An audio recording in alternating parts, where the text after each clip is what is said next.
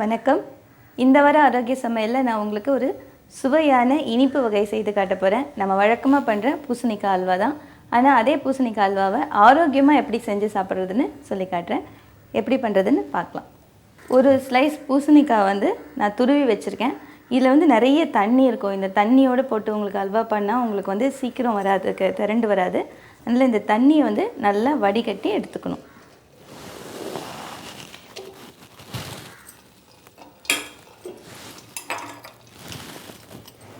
இந்த மாதிரியும் வடிகட்டலாம், இல்லைன்னா நீங்கள் மெல்லிஸாக இருக்கிற மஸ்லின் கிளாத் போட்டு அதுலேயும் வடிகட்டலாம். இதில் நல்லா புழிஞ்சு இந்த தண்ணி ஃபுல்லாக எடுத்துடணும்.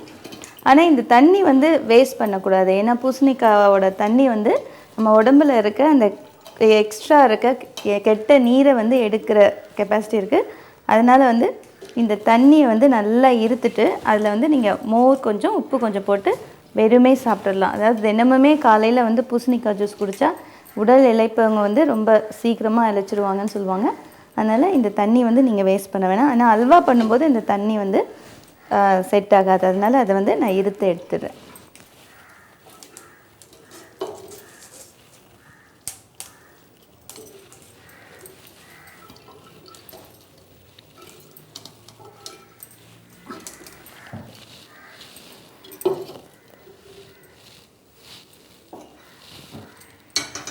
இப்போ அந்த தண்ணி இருத்த பூசணிக்காய் நான் இப்போ உங்களுக்கு லோ ஃபேட் பட்டர்னு மார்க்கெட்டில் கிடைக்கும். அதாவது கொழுப்பு நீக்கப்பட்ட வெண்ணெய். இதை யூஸ் பண்ணி நம்ம செய்ய போகிறோம். யூஸ்வலாக அல்வா நம்ம நெய்யிலெல்லாம் பண்ணுவோம். நெய் அனிமல் ஃபேட், மிருக கொழுப்பு. அதாவது அதில் உங்களுக்கு கெட்ட கொழுப்பு அதிகமாக இருக்குது. இது low fat butter vegetable fat, காய்கறிகளில் கிடைக்கிறது. அதனால் இது உடம்புக்கு நல்லது. 1 ஸ்பூன் லோ ஃபேட் பட்டரில் நம்ம இந்த வடித்து வச்சுருக்க பூசணிக்காவை நல்லா வதக்கிக்க போகிறோம்.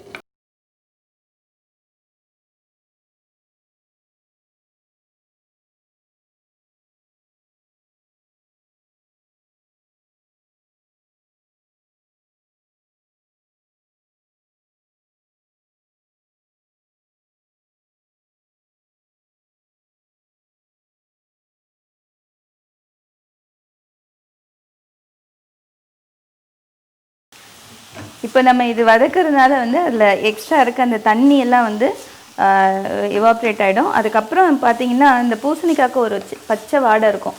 அதுவும் போயிடும் நம்ம இந்த மாதிரி வதக்கிறதால. அதுக்காக கொஞ்சம் நல்லா வதக்கணும். நீங்கள் அந்த இருத்து வச்சுருக்க தண்ணி இருக்குது பாருங்கள், இதில் கொஞ்சம் மோரும் உப்பும் போட்டு குடிச்சிடலாம். இது உடம்புக்கு ரொம்ப நல்லது. நான் சொன்ன மாதிரி அந்த எக்ஸ்ட்ரா நீரை எடுத்துடும். பொதுவாக பூசணிக்காய் பார்த்திங்கன்னா உங்களுக்கு அதில் ஒரு நீர் அதிகமாக இருக்கிற ஒரு காய்கறி. அதுவும் இல்லாமல் அதில் உங்களுக்கு இப்போ வெயிட் குறையிறவங்க, அதுக்கப்புறம் ஹார்ட் பேஷண்ட், டயபெட்டிஸ் பேஷண்ட், இவங்கெல்லாம் சாப்பிடணும் போது நிறைய காய்கறி சாப்பிட்டா உடம்புக்கு நல்லது. அதே நேரத்தில் அவங்களுக்கு அது கேலரி அதிகமாக இல்லாதையும் இருக்கணும். அப்படி இருக்கும்போது இந்த மாதிரி வெஜிடபிள்ஸ்லாம் நல்லா சாப்பிடலாம். கூட்டு மாதிரி பண்ணி சாப்பிடலாம். அதுக்கப்புறம் துருவி போட்டு இதை அரைச்சி கொத்தமல்லி கொஞ்சம் சேர்த்து ஜூஸ் மாதிரி பண்ணி கூட குடிக்கலாம்.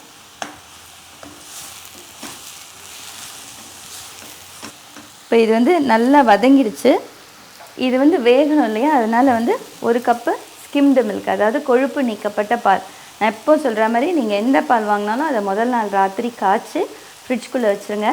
அது மேலே இருக்க அந்த ஆடையை எடுத்துட்டு அடுத்த நாள் யூஸ் பண்ணுங்கள். அப்போ தான் அதில் இருக்க அந்த கொழுப்பு உங்களுக்கு போயிடும்.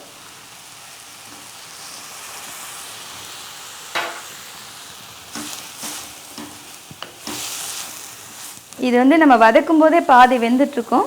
பால் போட்டு கொஞ்சம் வேக வைக்கணும். இதோட கலருக்கு நான் குங்குமப்பூ கொஞ்சம் ஊற வச்சுருக்கேன் பாலில், அதை ஆட் பண்ணுறேன்.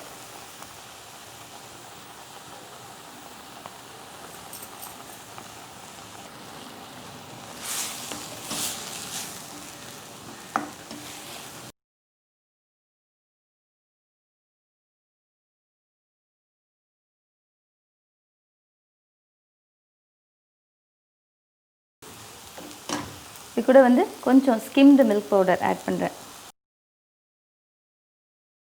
ஸ்கிம் மில்க் பவுடர் ஒரு 2 டீஸ்பூன்ஸ். நார்மலாக நம்ம பூசணிக்காய் பண்ணும்போது அதை நம்ம கோவா போட்டு பண்ணுவோம். கோவா உங்களுக்கு ஹை கேலரி இல்லைங்களா, அதனால் நான் ஸ்கிம் மில்க் யூஸ் பண்ணுறேன்.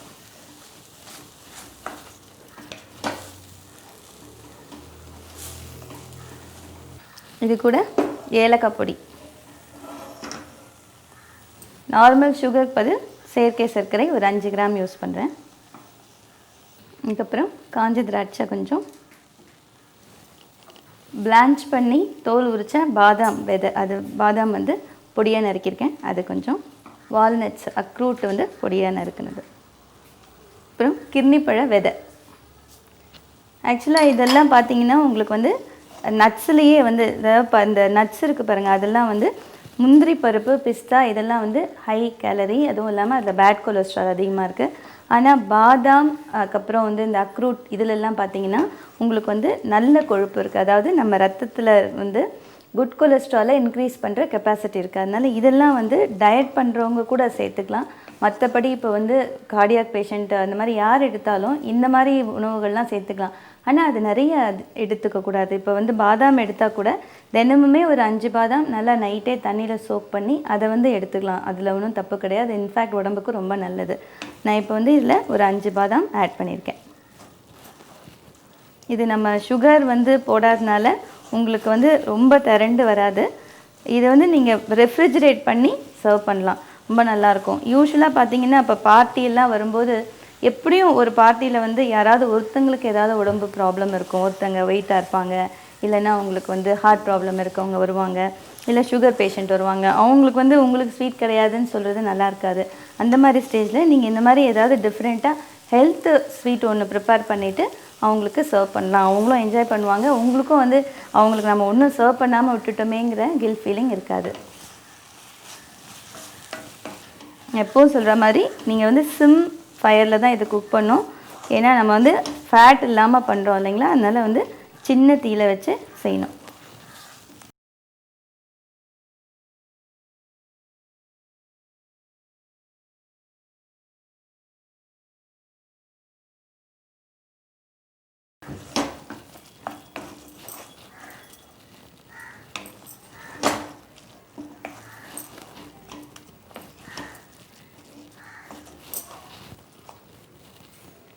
ரெடி ஆகிடுச்சு, ஆஃப் பண்ணிடலாம். இதே ரெசிபி வந்து நீங்கள் சின்ன பசங்களுக்கெல்லாம் பண்ணி கொடுத்தோன்னா நெய் யூஸ் பண்ணலாம். நான் வந்து லோ ஃபேட் பட்டர் யூஸ் பண்ணேன், அதுக்கு பதில் நெய் போட்டு அவங்களுக்கு வந்து நார்மலாக வந்து நீங்கள் ஸ்கிம் மில்க் பவுடர் கூட யூஸ் பண்ணலாம், இல்லை கோவா யூஸ் பண்ணி செஞ்சு கொடுக்கலாம்.